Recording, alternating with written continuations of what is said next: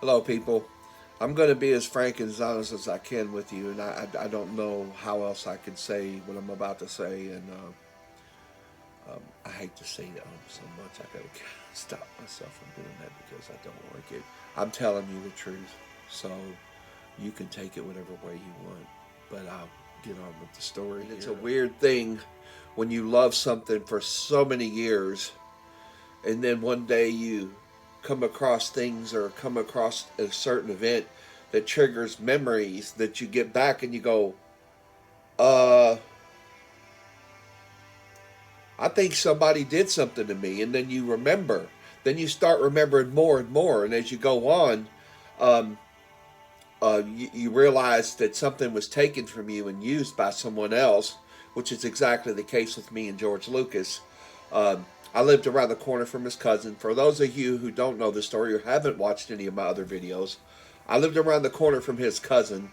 Um, I came close to death a few times when I was a kid. I pulled a coffee percolator down on me. I was burned severely. I'm not just making this stuff up, and I'm going to go through a few things. And one of the things I really wanted to get to is I haven't really said things, and I guess we all tend to do that. It's a human condition thing. You know, we do things or say things, or we think that we could have said something else that we didn't do or that we didn't say, you know.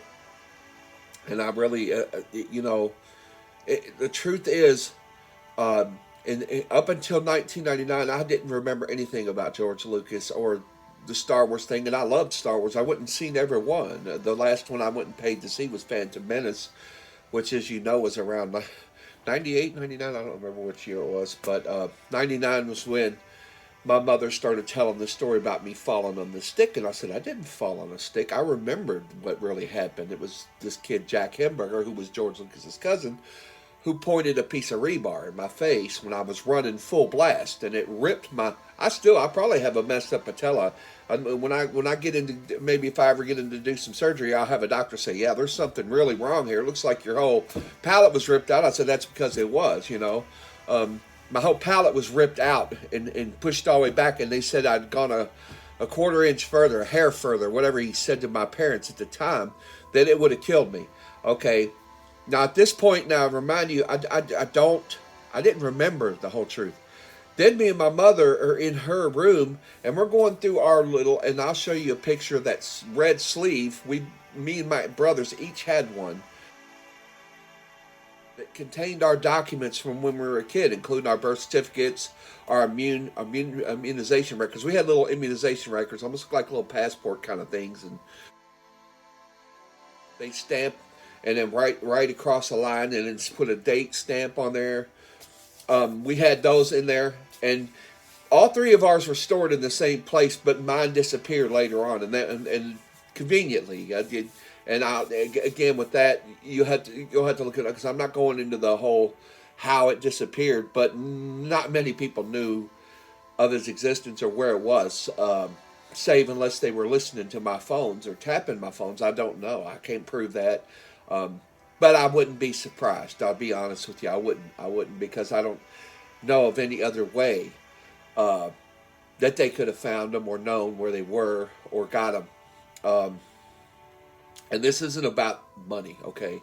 It's not about the money. At this point, I don't really care about the money. I just want the truth out.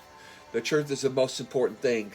And, you know, the thing with, again, what happened in 1999 with me remembering, I literally held that piece of paper in my hand in 1999. And then it went into storage shortly after that.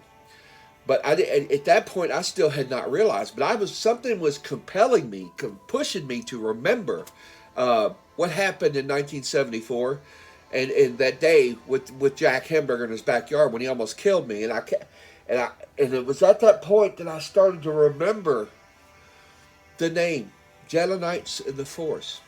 And like I said, I can't say 100% sure that it was a dream, referring to where I got Jedi Knights in the Force from before George Lucas stole it from me with a empty promise. Sort of like, I guess you would call that oral fraud, wouldn't you? Because it wasn't in writing, but it was an oral contract. He violated an oral contract. Or if it's when I died in actually walked and talked with angels, because I truly believe that at some point that did happen to me, that I have talked to angels and literally walked in, because I've, you know, again, I've been close to death more than once. So um, you can believe what you want to believe. I'm not trying to force you to believe anything. Um, George Lucas took Jedi Knights in the Force, and he promised to make me rich and famous, standing in Jack Hemberger's house the very day he almost killed me, in his kitchen. I can tell you exactly where I'm standing. If I go to his house today, I'll walk right to where, and that's the only time I was ever in that boy's house. And his house was different than mine, and I can tell you exactly what his house looks like. The counter came around from the kitchen. We were standing right at the end, right as you could look into the living room and everything. We were standing right there on the phone talking to his cousin, George Lucas. And he tells me he's going to make me rich and famous. Tell me what's that thing? Who else knows about? I never put all this together, and I can vaguely, really vaguely remember the conversation. I don't remember word for word. I remember him telling me he was going to make me rich and famous. I remember him asking me who else knew about it. I didn't really put all that together until later on, and now I know why, because he never planned on keeping his word to begin with. He just wanted to know who else knew so that he could, no, hey, I'm just some dumb kid. He could use his cousin to get to me and then find out, because he was at my house every day.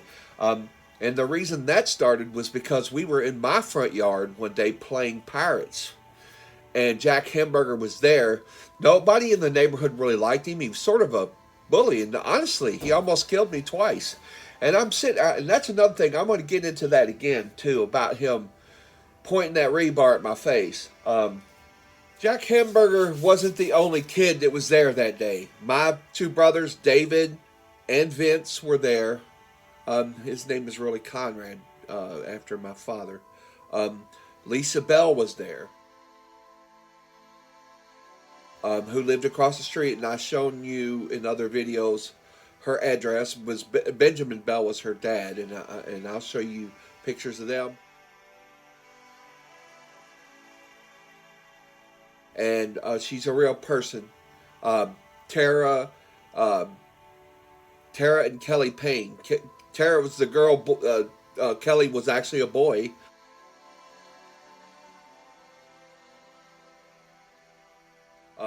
Who lived down the street. They were black kids who were our good friends at the time, who were also in the front yard that day. We were playing Pirates, and I said, from the dream, and I remember, or I don't know, was it a dream? I'm a Jedi Knight, and I'm going to use the Force to defeat you. And my younger brother said, what's a Jedi Knight? You know, so again, all this is explained in other videos. Just go back and watch them, please.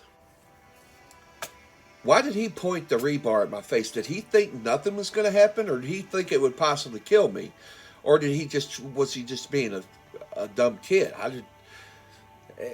I shouldn't try to fathom why you would see a running kid and say, hey, come here, and then point a piece of rebar with one end of it buried in the ground. What did you think was going to happen? What did you think was going to happen? Jack Hemberger Jr., I think he was a junior. So, again, he almost killed me. I went to Florida after that. Me and my parents had already divorced, and we moved to Florida, West Palm Beach. And it was while I was in Florida that I remembered what happened with the Pirates and that kid. And I was like, I wonder if that kid's cousin's going to use that and steal it. And I'm going to go put it on a piece of paper. I put that on a piece of paper just to avoid this whole situation we're in right now. And I put Jedi Knights in the Force on this piece of paper. I'll show it to you.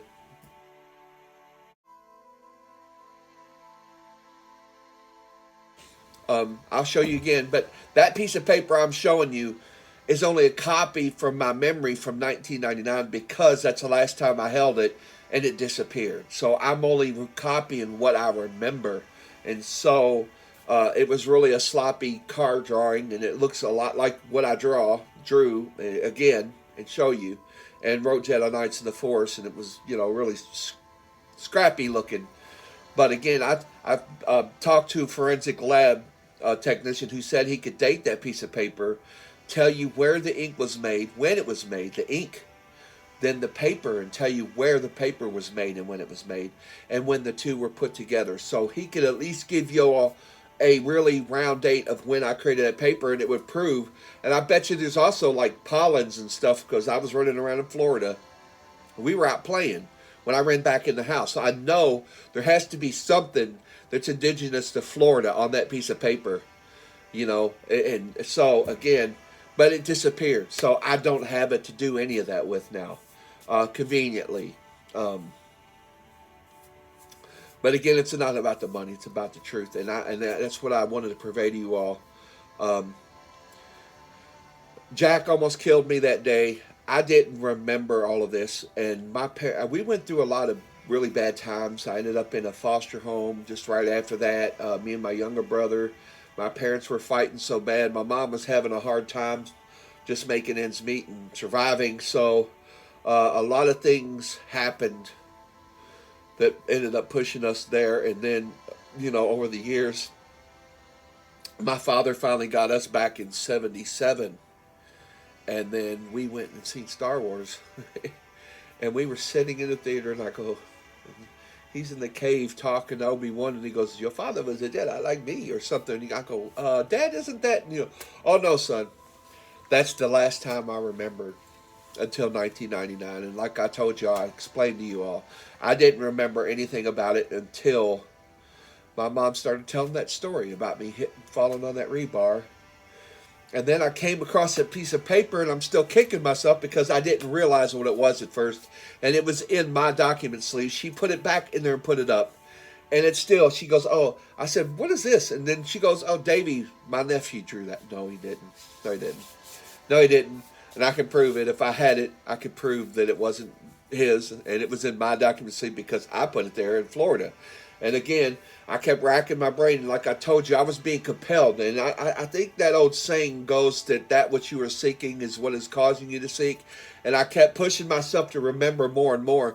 And I literally even remembered I had this taste in my mouth when I hit that rebar, because of the taste of the rust on the bar mixed with the blood. It almost had a weird, like wild onion taste. But anyway, I'll show you a picture of Lisa Bell, her dad Benjamin Bell, who's listed in that directory that I showed you. Benjamin Bell, that was her dad, and I got a picture of her. She looked like Buffy from Family Affair too. It was what's fun back then, anyway.